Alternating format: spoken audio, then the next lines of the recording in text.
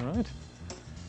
And now we'd like to welcome our guest for this week, Dr. Josephine Briggs. She's an internist and nephrologist, as well as an accomplished researcher, and she currently directs the National Center for Complementary and Alternative Medicine.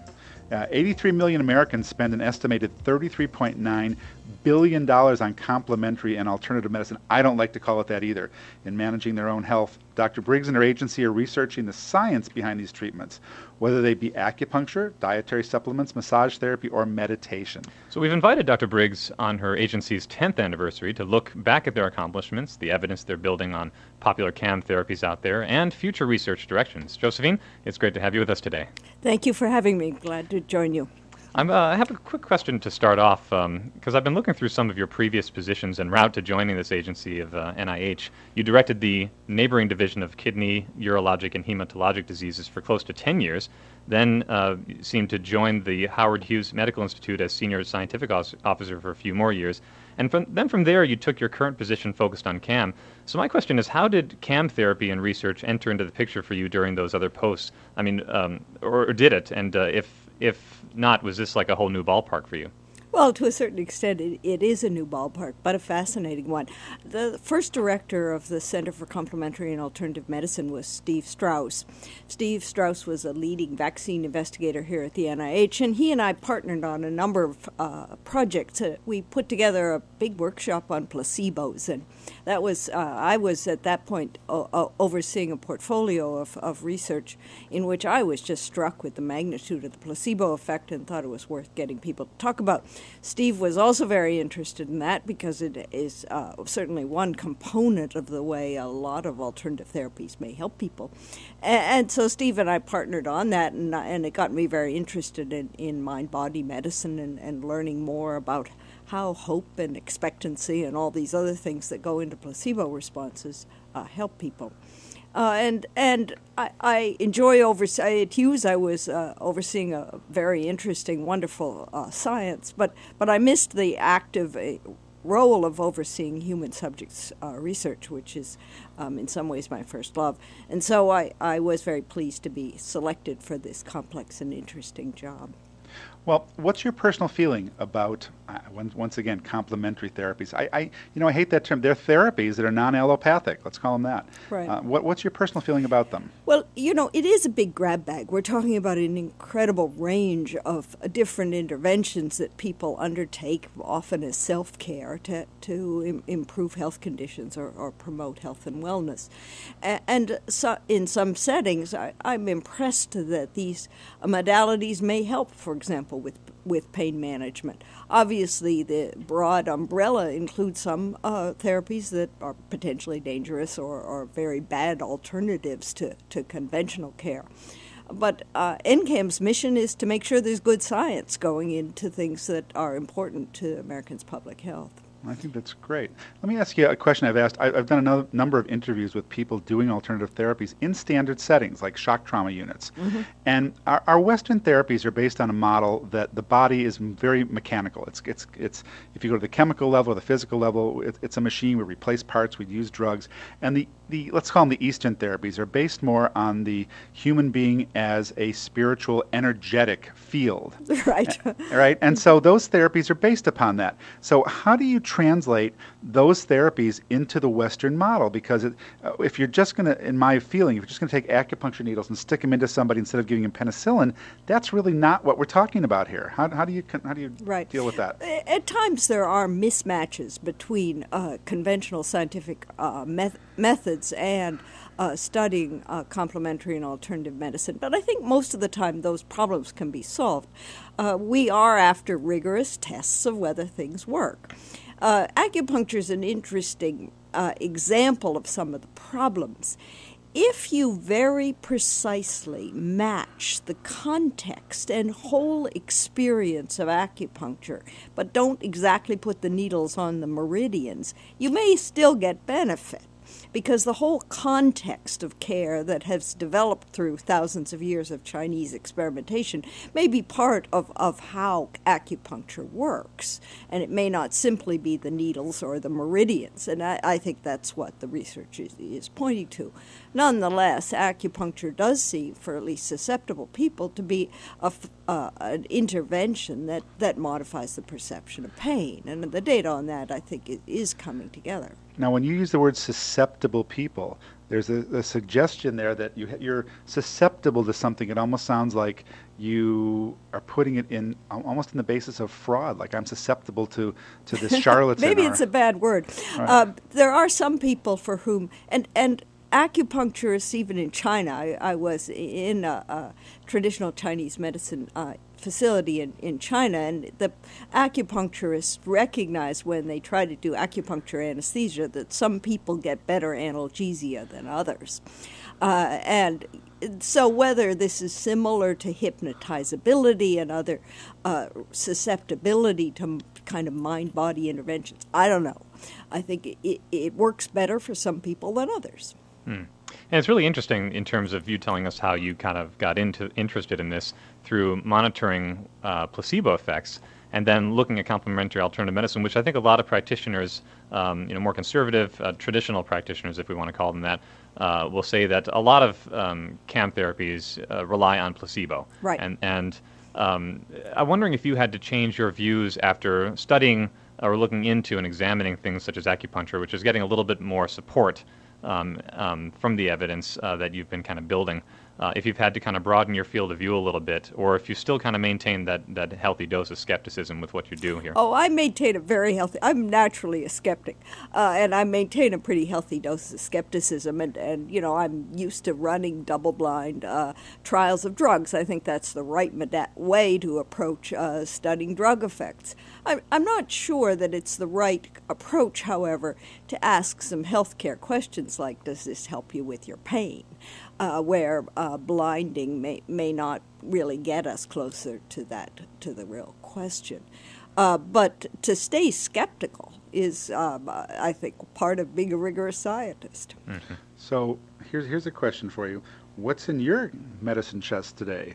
Is there anything that you're having in your personal medicine chest that you wouldn't have used before because you've been exposed to it? Actually, I'm staying pretty skeptical. I was just on vacation with my grown-up sons and their partners and my husband, and we all had colds. And I I tend, when I have a cold, to go for things like honey and some tea, or maybe a little rum with the tea. And the kids were reaching for the NyQuil. So I kind of like these natural remedies if possible. But I certainly I take vitamin D and I take calcium. I do a little yoga, I do a lot of exercise, but I'm not a regular supplement user. Well, I think what you just said brings up a really interesting question. What you're talking about are two alternatives. You like the honey and tea. I do too, by the way, and steam. They like the NyQuil. So actually, shouldn't we say that everything is an alternative, including a surgical approach is an alternative?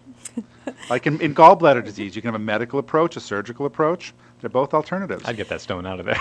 Yeah, I think we all want evidence. That's what it comes down to. And in management of colds, at least for adults, these are all probably perfectly reasonable, perfectly safe alternatives. For young babies, we've learned that some of the over-the-counter remedies may not be as safe alternatives as we thought. But for serious and important health decisions, I'm a believer in evidence. So are we. But the public goes out and buys billions of dollars worth of these therapies, and I see them in the stores too. Why do you think that's so? Do you think that it is the placebo effect, or that doctors are just not satisfying patients, that we can't cure them?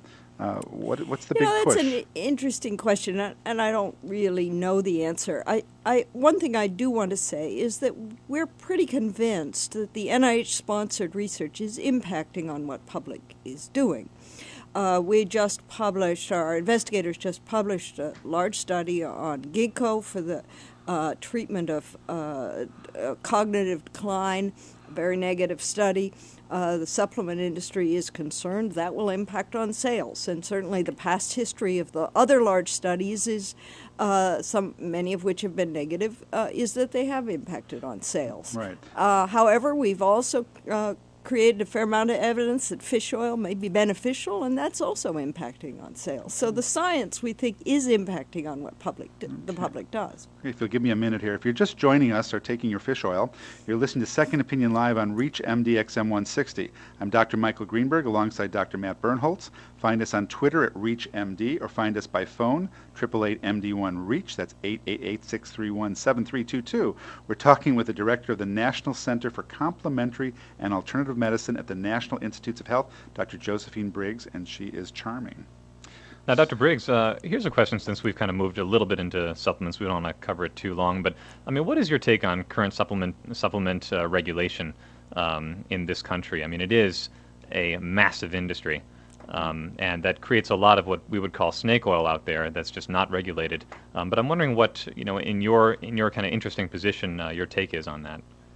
Well, I think something that concerns me greatly and is clearly receiving congressional attention is the fact that the supplements for weight loss, for sexual function, for athletic performance are sometimes adulterated with active agents. And I think that's a substantial concern. I think the FDA is worried about it, Congress is worried about it, and it seems to me the biggest safety concern in supplements right now.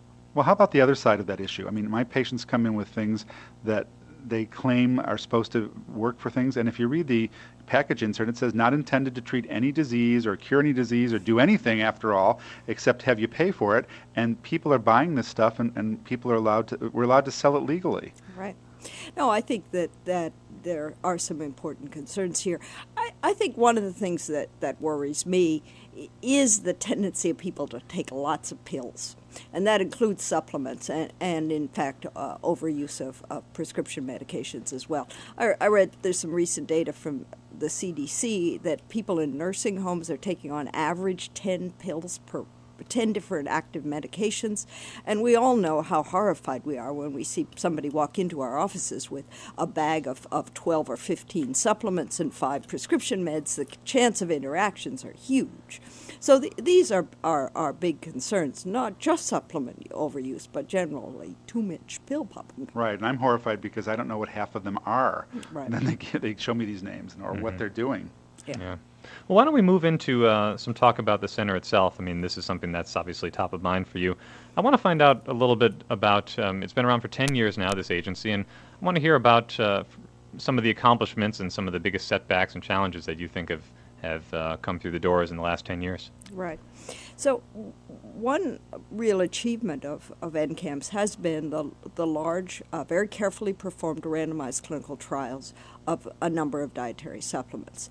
And I just mentioned the ginkgo study. There's studies on St. John's wort, on echinacea, on fish oils, and these have been very well performed, very carefully developed studies. There were a lot of challenges in developing well-characterized products and in general in approaching this whole area.